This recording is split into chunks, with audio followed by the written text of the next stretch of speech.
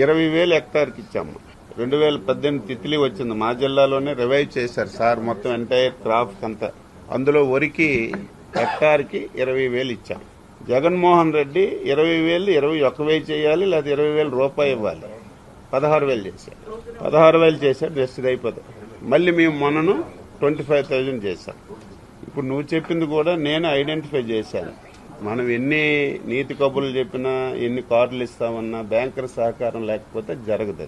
నేను మొన్న state level bankers మీటింగ్లో నేను గట్టిగా చెప్పాను, ఏవైతే కౌలు రైతులకి మేము కార్డ్స్ ఇస్తామో 100% మీరు లోన్లు ఇవ్వాలి.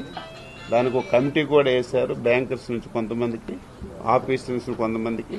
ఎప్పటికప్పుడు వీళ్ళు ఇంటరాక్ట్ 100% ఈసారి కౌలు రైతులకి మీరు లోన్లు ఇచ్చే కార్యక్రమం తప్పనిసరిగా చేస్తున్నాం. లోన్లే కాదు, ప్రభుత్వం నుంచి పరిహారం కూడా. మీరు మనం చూశారు, ఫస్ట్ టైం దేశ చరిత్రలో ఎప్పుడూ లేదు, ఫస్ట్ టైం కౌలు రైతులకి నేరుగా నష్టపరిహారం ఇచ్చాం. అది 60% ఇచ్చామా, 70% ఇచ్చామా, కొంతమందికి అందిందా అందలేదని కాదు, ఒక ప్రయత్నం చేసి ఫస్ట్ టైం కౌలు రైతులకి నేరుగా పరిహారం ఇచ్చినటువంటి ప్రభుత్వం ఎన్డీఏ ప్రభుత్వం. ప్రతి ఒక్కరూ చెప్పుకుంటున్నారు.